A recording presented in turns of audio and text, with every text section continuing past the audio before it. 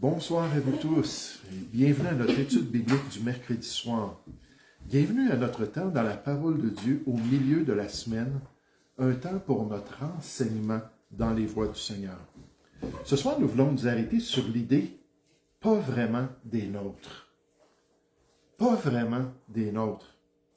On a tous expérimenté des déceptions dans l'Église de Dieu. C'est-à-dire qu'on a tous vécu la surprise de voir un frère ou une sœur dans le Seigneur quitter les voies de Dieu, cesser de se réunir avec les églises chrétiennes, cesser de croire dans la Bible et dans la foi en Christ. Puis bien souvent, si on a un certain âge dans le Seigneur, avec quelques décennies dans notre marche pour notre Sauveur, on a été témoin du départ de chrétiens de longue date, qui tout à coup ont renié leur foi. C'est tellement triste et pénible de voir de tels choix de la part de ceux qu'on considérait de vrais enfants de Dieu, qui avaient tout un témoignage de vie, puis nécessairement de connaissance de Dieu. A.W. Tozer l'exprime bien lorsqu'il affirme que c'est l'une des plus profondes tristesses du cœur chrétien de voir ceux qui marchaient autrefois dans la vérité se détourner de la foi. C'est certainement pas avec joie que j'aborde cette question ce soir, loin de là, mais c'est quelque chose que la Bible décrit et qu'on doit reconnaître en tant que chrétien. Encore le Dr. Tozer, il dit, mais même dans ce cas, lorsque notre cœur est brisé, lorsqu'on est attristé, nous sommes appelés à intercéder pour de telles personnes, confiant que la grâce de Dieu est plus grande que notre compréhension et que sa poursuite de l'âme errante ne cesse jamais. Donc, il dit, on doit transformer notre tristesse dans des requêtes, des pétitions, puis combattre pour ces gens-là dans la présence du Seigneur. L'apôtre Jean affirme que de tels départs se produisaient même au premier siècle parmi de soi-disant enfants de Dieu. Même à l'époque de l'œuvre merveilleuse des apôtres de Christ, certains ne demeuraient pas dans la foi. J'aimerais ce soir qu'on puisse aller voir ce que Jean dit sur la question « pas vraiment des nôtres », pas vraiment des nôtres dans l'Église de Jésus-Christ. Cherchons ensemble la première épître de Jean au chapitre 2. La première épître de Jean au chapitre 2. Et on va commencer la lecture au verset 12. 1 Jean chapitre 2 au verset 12. Jean nous dit, « Je vous écris, petits enfants, parce que vos péchés vous sont pardonnés à cause de son nom. Je vous écris, Père, parce que vous avez connu celui qui est dès le commencement. Je vous écris, jeunes gens, parce que vous avez vaincu le malin. Je vous ai écrit, petits enfants, parce que vous avez connu le Père. Je vous ai écrit, Père, parce que vous avez connu celui qui est dès le commencement. Je vous ai écrit, jeunes gens, parce que vous êtes forts et que la parole de Dieu demeure en vous et que vous avez vaincu le malin. » Verset 15. « N'aimez point le monde, ni les choses qui sont dans le monde. Si quelqu'un aime le monde, l'amour du Père n'est point en lui. Car tout ce qui est dans le monde, la convoitise de la chair, la convoitise des yeux et l'orgueil de la vie, ne vient point du Père, mais vient du monde. Et le monde passe, et sa convoitise aussi. Mais celui qui fait la volonté de Dieu demeure éternellement. Petits enfants, c'est la dernière heure. Et comme vous avez appris qu'un antéchrist vient, il y a maintenant plusieurs antéchrists. Par là, nous connaissons que c'est la dernière heure. Ils sont sortis du milieu de nous, mais ils n'étaient pas des nôtres. Car s'ils avaient été des nôtres, ils seraient demeurés avec nous. Mais cela est arrivé afin qu'il soit manifeste que tous ne sont pas des nôtres. Pour vous, vous avez reçu l'onction de la part de celui qui est saint, et vous avez tous de la connaissance. Je vous ai écrit non pas que vous ne connaissez pas la vérité, mais parce que vous la connaissez, et parce qu'aucun mensonge ne vient de la vérité. Nécessairement, dans ce texte de la première épître de Jean, on voit les vrais croyants qui marchent pour Dieu. Les vrais croyants qui marchent pour Dieu. Dans la première épître de Jean, c'est un des thèmes, que Dieu est lumière et qu'il faut marcher dans la lumière avec notre Dieu pour être en communion avec lui. Puis on revient à cette question-là de marcher avec Dieu, puis d'être fidèle dans les voies de Dieu. Et là, on nous parle de gens qui persévèrent dans ces voies, qui continuent jusqu'à la ligne d'arrivée de leur grande course pour le Seigneur, qui ne se lancent pas de faire le bien et de pratiquer les œuvres que le Seigneur a préparées d'avance pour chacun d'eux. Regardez au verset 12 comment c'est beau, cette description dans l'Église de Jésus-Christ. « Je vous écris, petits enfants, parce que vos péchés vous sont pardonnés à cause de son nom. » C'est vrai, c'est la réalité spirituelle dans votre cœur. Vous êtes des rachetés du Seigneur. Verset 13. Je vous écris, Père, parce que vous avez connu celui qui est dès le commencement. Je vous écris, jeunes gens, parce que vous avez vaincu le malin. Vous continuez, vous marchez avec le Seigneur, vous êtes victorieux. Je vous ai écrit, petits enfants, parce que vous avez connu le Père. Même dans le passé, je vous en ai parlé. Je vous ai écrit, Père, parce que vous avez connu celui qui est dès le commencement. Vous continuez à marcher avec le Seigneur. Je vous ai écrit, jeunes gens, parce que vous êtes forts et que la parole de Dieu demeure en vous et que vous avez vaincu le malin, nécessairement n'étant pas une vie rose, la vie chrétienne étant remplie d'obstacles et des fois de tentations. On nous dit « N'aimez point le monde ». Les vrais chrétiens, n'aimez point le monde, ni les choses qui sont dans le monde. Si quelqu'un aime le monde, l'amour du Père n'est point en lui. Car tout ce qui est dans le monde, la convoitise de la chair, la convoitise des yeux et l'orgueil de la vie ne vient point du Père, mais vient du monde. Et le monde passe, et sa convoitise aussi. Mais celui qui fait la volonté de Dieu demeure éternellement. Merci Seigneur pour de tels chrétiens fidèles à ta cause. Merci pour ces enfants de Dieu qui s'attachent à ta grâce, qui marchent fidèlement jusqu'au bout, jusqu'à l'accomplissement de tout ce que tu avais planifié pour eux dans le monde. Le pasteur Wiersbe le souligne que dans ce texte, Jean mentionne 3 types de chrétiens dans une famille d'église locale. Les pères, les jeunes gens et les petits-enfants. Les pères sont bien sûr des croyants matures qui ont une connaissance personnelle et intime de leur Dieu. Les jeunes gens sont des conquérants. Ils ont vaincu le malin ou Satan, qui est le prince de ce système mondial. Les petits-enfants évoquent l'idée de l'immaturité. Des petits-enfants encore sous l'autorité des enseignants et des tuteurs dans l'Église de Dieu. Ce sont de jeunes chrétiens qui n'ont pas encore grandi en Christ. Comme les enfants physiques, ces enfants spirituels connaissent le Père, mais ils ont encore du chemin à parcourir. Voilà donc la grande famille chrétienne qui marche pour le Seigneur et accomplit sa volonté sur cette terre. Puis Jean a voulu souligner cela. Il a voulu s'assurer qu'on reconnaisse qu'il y a de vrais chrétiens, des chrétiens qui sont persévérants, des chrétiens qui continuent pour la gloire de Dieu. Mais Jean se tourne maintenant vers un autre sujet.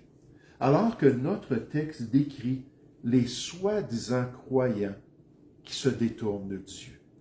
Les soi-disant croyants qui se détournent de Dieu, qui ont quitté la foi chrétienne, qui ont délaissé l'Église de Dieu, qui ont cessé de se comporter comme de vrais enfants de Dieu. Et même plus, Jean va nous dire qu'ils se sont joints au camp de l'ennemi de Dieu, qui font maintenant partie de ceux qui se lèvent contre la foi chrétienne, contre cette vraie relation avec le Seigneur qui se trouve seulement en Jésus-Christ. Les témoins de Jéhovah, les Mormons, l'islam, pour n'en nommer que quelques-uns, font tous état de chrétiens évangéliques qui se sont détournés de leur foi pour se joindre à leur rang. Et la question qu'on peut se poser ce soir, surtout à la lumière de ce qu'on va voir Jean déclarer formellement, c'est est-ce que ces gens-là étaient de vrais chrétiens? Dès le début, est-ce qu'ils connaissaient vraiment le Seigneur? Puis sinon, ce n'est pas étonnant qu'ils se soient joints aux ennemis de Dieu pour pouvoir s'opposer à la vérité de Dieu. J'aime tellement ce que Paul a dit à l'Église de Corinthe concernant une repentance réelle envers Dieu. Et il dit que la personne qui se repent réellement vers le Seigneur, il a dit, dont cette personne-là ne se repentira jamais. Il ne se repartira jamais de cette décision-là d'être venu auprès de Dieu. Vous pouvez lire le passage de Corinthiens 7 au verset 10. Un vrai croyant va demeurer dans la vraie Église. Un vrai croyant va marcher dans les vraies voies du Seigneur. Il va persévérer dans la volonté de son Dieu. Et c'est ce que Jean dit concernant l'Église de Dieu. Regardez dans 1 Jean chapitre 2, à partir du verset 18, juste pour revoir un petit peu cette réalité-là. On a dit au verset 18, « Petits enfants, c'est la dernière heure, on arrive vers la fin. On arrive dans les derniers temps, en passant dans les Écritures, les derniers temps, ça commence avec la première venue de Jésus jusqu'à la seconde venue de Jésus. Toute cette période-là est décrite, même la période de l'Église, comme faisant partie des derniers temps. Donc, il dit légitimement, même il y a 2000 ans, qu'ils étaient rendus dans la dernière heure du plan prophétique de Dieu. Il dit, et comme vous avez appris qu'un antéchrist vient. Donc ça, c'est une vérité qu'on doit apprendre dans l'Église de Jésus-Christ. Il y a des églises aujourd'hui qui disent, non, non, il n'y en aura pas d'antéchrist, il n'y en aura pas de millénium, il n'y en aura pas de tribulation, il n'y en aura pas de ci, il n'y en aura pas de ça. Jean dit, vous vous trompez. Si vous êtes dans une bonne Église, vous devez apprendre qu'un antéchrist vient. Puis il dit, il y a maintenant plusieurs antéchrists. Cet esprit-là d'impiété était déjà à l'œuvre au premier siècle. Par là, nous connaissons que c'est la dernière heure avec toute cette tromperie spirituelle. Verset 19.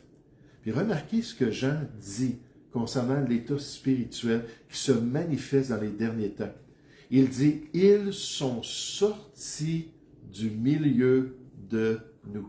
Il commence en parlant de ces enfants-là, ces jeunes-là, ces pères-là qui connaissent le Seigneur, qui sont fidèles, qui marchent toujours avec Dieu. Puis là, il dit, oups, en passant, une réalité, même dans l'Église de Dieu, c'est qu'il y en a qui ne restent pas dans le Seigneur, qui ne continuent pas dans les voies de Dieu. Le témoin de Jéhovah qu'on connaît, ce mormon, ce catholique, ce musulman, ils sont sortis du milieu de nous, mais ils n'étaient pas des nôtres. Puis regardez son raisonnement à Jean, inspiré de Dieu. Car s'ils avaient été des nôtres, de vrais croyants, des gens réellement sauvés, ils seraient demeurés avec nous dans l'Église de Dieu. Mais cela est arrivé, même au premier siècle, afin qu'il soit manifeste que tous ne sont pas des nôtres, que tous ne sont pas de vrais croyants. Ils peuvent assister dans une église chrétienne pendant des années. Ils peuvent servir Dieu pendant des années. Puis à un moment donné, quelque chose fait changer leur perspective, déclenche une réalité spirituelle. Puis là, ils s'éloignent carrément de Dieu. La première caractéristique mentionnée concernant les antéchrists, nous rapporte le docteur MacArthur, c'est-à-dire les faux docteurs et les trompeurs, est qu'ils s'éloignent des églises fidèles. Ils quittent l'Église de Jésus-Christ et s'éloignent de la véritable communion et entraînent les gens avec eux. Pourtant, ceux qui sont véritablement nés de nouveau persévèrent dans la foi, persévèrent dans la communion et dans la vérité de Dieu. Le test ultime du vrai christianisme est l'endurance dans la foi. L'éloignement des gens de la vérité et de l'Église est leur démasquage alors qu'ils démontrent leur vraie couleur, alors qu'ils démontrent qui ils sont réellement. On voit ce soir les vrais croyants qui marchent pour Dieu. On voit ce soir que Jean nous révèle les soi-disant croyants qui se détournent de Dieu. Puis comme encouragement envers ceux et celles qui luttent avec cette tentation de quitter l'Église de Dieu, cette tentation de mettre de côté la Bible et mettre de côté leur foi. Et souvent, c'est à cause d'influences néfastes dans leur vie. Les mauvaises compagnies vont corrompre les bonnes mœurs. Puis on sait que si quelqu'un est découragé, fait une dépression, on va voir le psychologue, puis qu'il le questionne sur sa vie, puis le chrétien lui partage la question de l'Église, puis des chrétiens, puis de la foi. Fort probablement, le psychologue va dire, ben c'est ça le problème. C'est ça qu'il faut que tu enlèves dans ta vie. Mais pour ceux qui seraient tentés de faire ça, pour ceux qui sont éprouvés, pour ceux qui ont des déceptions envers les frères et les sœurs, Jean se tourne dans notre passage pour dire que les croyants sont fortifiés par le Seigneur. Les vrais croyants sont fortifiés. Les croyants vont recevoir le soutien de Dieu pour finalement faire le bon choix, pour peut-être se repentir de leur folie spirituelle si temporairement ils se sont unis, comme j'ai mentionné, avec les ennemis de Dieu. Je vous raconte une histoire. Dans les années 1980, un homme du nom de John était un des dirigeants de jeunesse dans une bonne église chrétienne en pleine croissance. Cependant, Jean avait négligé des éléments de sa vie, comme par exemple de lire la parole de Dieu. La foi vient de ce qu'on entend. Si on ne se nourrit pas spirituellement, on s'affaiblit spirituellement. Puis il sentait sa vie spirituelle qui était stagnante. Puis tout à coup, il a eu le désir d'explorer de nouvelles avenues, d'explorer de nouvelles vérités. Puis il est allé à la salle du royaume dans le village. Puis finalement, il s'est joint aux témoins de Jéhovah.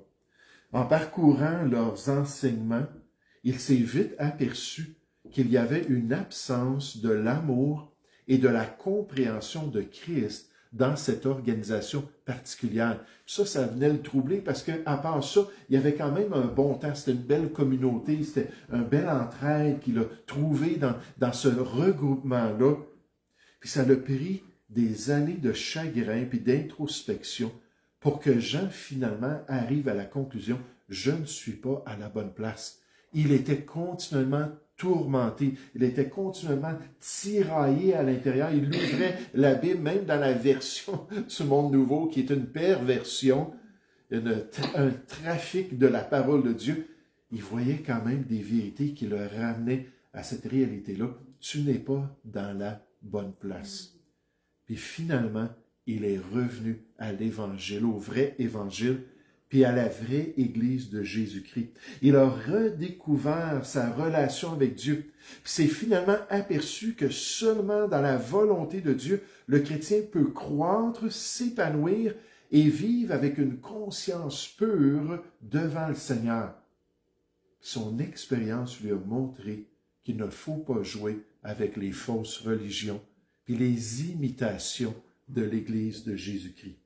J'aimerais vous dire que c'est exactement le genre de travail spirituel que Jean décrit ici de la part de l'Esprit de Dieu. Regardez au verset 18, dans 1 Jean chapitre 2.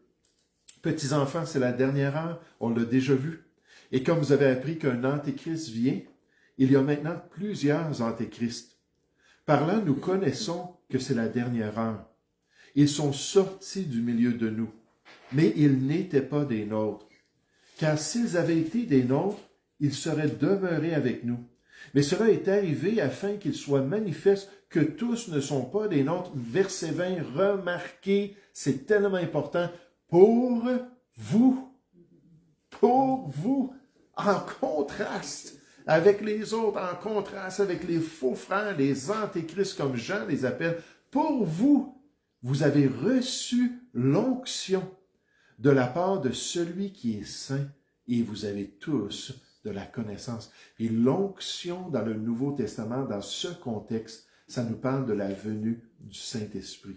Comme dans l'Ancien Testament, lorsque les prophètes ou les rois ou les sacrificateurs étaient mis à part pour l'œuvre de Dieu, on prenait une corne d'huile ou une coupe d'huile, puis on venait, puis on versait ça, puis on allait oindre la personne, on appelait ça l'onction de l'œuvre de Dieu. Pour le mettre à part, on se souvient de David, Samuel est venu le voir, puis il a demandé à voir les 7 frères de David pour voir c'est qui le roi que Dieu avait choisi dans la famille d'Isaïe.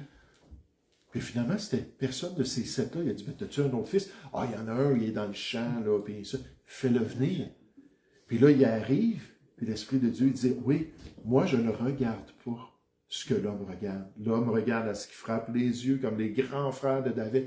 Moi, je regarde au camp, c'est David que j'ai choisi. » Puis là, Samuel a pris la coupe, puis a versé de l'huile, puis a dit, « Dieu t'appelle à devenir roi d'Israël. » Puis on nous dit qu'à partir de ce jour-là, l'Esprit de Dieu est venu faire son ministère à travers David. Parce que cette onction-là, cette huile-là, c'était une image de la présence de l'Esprit de Dieu pour accomplir à travers les ouvriers la tâche à laquelle Dieu les avait appelés. Mais nous, on est chrétiens, Puis Dieu nous dit que quand on est sauvé, l'Esprit vient en nous, puis on est scellé de l'Esprit de Dieu. Éphésiens 1 au verset 13. Puis c'est l'onction permanente de Dieu. C'est comme cette huile-là spirituelle qui est sur nous pour nous permettre de vivre pour le Seigneur. Donc, il a dit, pour vous, vous avez reçu l'onction de la part de celui qui est saint. Si vous êtes vraiment sauvés et vous avez tous la connaissance, le Saint-Esprit, l'huile du Seigneur est sur vous. Je vous ai écrit non pas que vous ne connaissiez pas la vérité, je vous exhorte, mais vous le savez déjà, mais parce que vous la connaissez. Et parce qu'aucun mensonge ne vient de la vérité, là, vous ne serez pas comme ces gens-là qui vont aller dans une fausse religion. Qui est menteur? Sinon celui qui nie que Jésus est le Christ. C'était un des cas qui avait affecté ces chrétiens-là. Celui-là est l'Antéchrist qui nie le Père et le Fils, les croyances gnostiques qui regroupaient les soi-disant chrétiens dans des églises gnostiques plutôt que dans les vraies églises apostoliques. Verset 23. Quiconque nie le Fils n'a pas non plus le Père. Quiconque se déclare publiquement pour le Fils a aussi le Père. Que ce que vous avez entendu dès le commencement demeure en vous, sans vous détourner de la vérité, de la vraie foi. Si ce que vous avez entendu dès le commencement demeure en vous, vous demeurerez aussi dans le Fils et dans le Père. Donc, comme John, qu'on a vu que s'était éloigné de la vraie foi puis de la vraie Église, il n'y avait plus de joie. Il n'y avait plus de paix dans son cœur. C'est conditionnel. Dieu nous dit qu'il faut marcher dans la lumière. 1 Jean, chapitre 1, Jean l'avait déjà dit, versets 5 à 7. Il faut marcher dans la lumière pour être en communion avec le Dieu qui est dans la lumière, parce que sinon, on est loin de lui. Alors il dit, il faut demeurer dans la vraie foi pour que Dieu demeure en communion avec vous. Verset 25. Et la promesse qu'il nous a faite, c'est la vie éternelle. Je vous ai écrit ces choses au sujet de ceux qui vous égarent. Donc, il y a déjà des influences spirituelles. Pour vous, encore une fois, en contraste, l'onction que vous avez reçue de lui demeure en vous pour vous guider et vous aider à revenir ou peut-être à rester dans la vérité. Et vous n'avez pas besoin qu'on vous enseigne. Mais comme son onction vous enseigne toute chose, c'est l'esprit de vérité. On nous dit dans Jean chapitre 14 qu'elle est véritable et qu'elle n'est point un mensonge. Demeurez en lui selon les enseignements qu'elle vous a donnés, selon les enseignements de la parole de Dieu. J'ai toujours grandement apprécié le témoignage de la famille qui m'a influencé à venir à l'Église. Puis grâce à eux, j'ai entendu l'Évangile, puis j'ai accepté le Seigneur. J'ai toujours apprécié qu'ils m'ont expliqué comment, après avoir reçu Christ, lors du témoignage d'un évangéliste qui était venu à leur porte, mais qui malheureusement les avait laissés sans direction. Il n'a pas dit, bon, vous avez accepté le Seigneur, je vous donne un contact d'un pasteur en ville, puis vous pourrez aller dans une bonne église. Mais comment ils sont retournés à leur église traditionnelle, là où ils allaient depuis des générations, sans savoir que c'était une église morte et apostate. En fait, c'était une fausse église.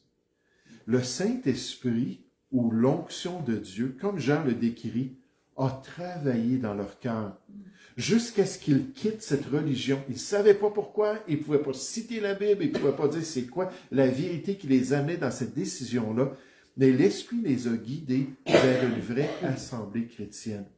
C'est exactement ce que le Seigneur fait dans le cœur de ceux et celles qui sont branchés par l'Esprit de Dieu, qui sont vraiment dans cette relation-là avec le Seigneur.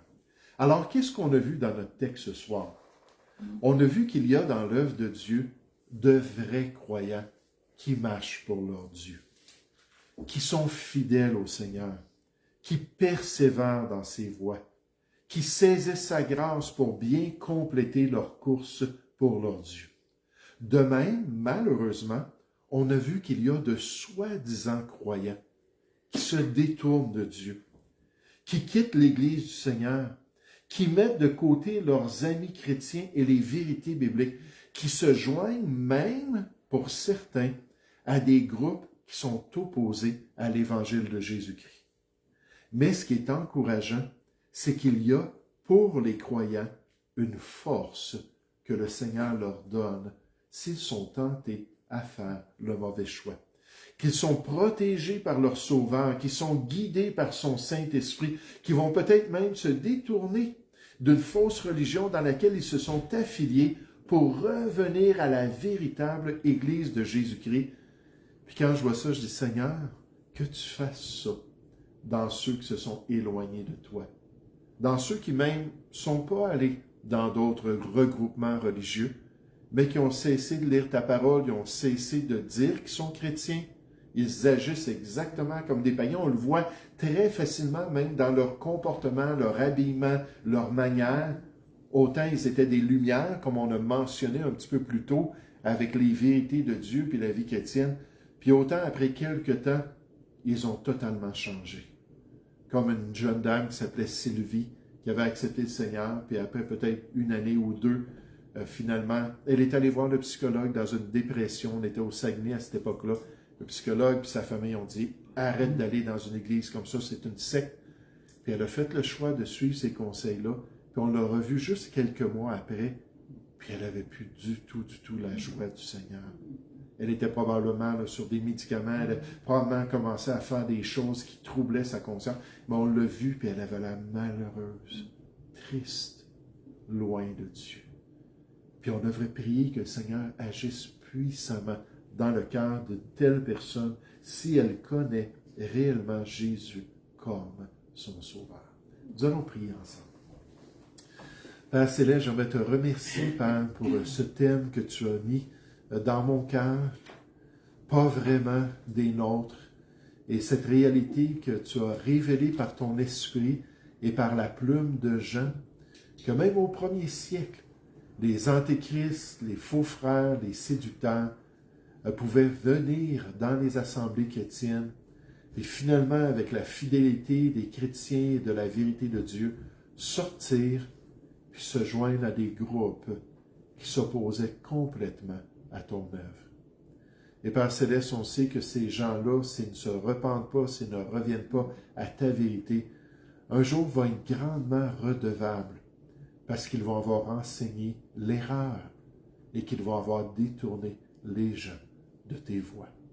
Ô Père Céleste, pour ceux qui sont vraiment de tes enfants et qui ont peut-être été découragés de voir les chrétiens dans l'assemblée locale, peut-être ils ont été scandalisés par des divisions, peut-être que d'autres situations alors que le diable calomniait des frères et que ils ont décidé de s'éloigner, Père, et de mettre de côté l'Église et les chrétiens. Père Céleste, on te prie pour eux, parce que s'ils ont cette onction, s'ils ont cette huile spirituelle, s'ils sont scellés de l'Esprit jusqu'au jour de la rédemption, Seigneur, on sait qu'il peut les ramener à la vérité. Alors, travaille dans les cœurs, nous te prions, au nom du Seigneur Jésus. Amen.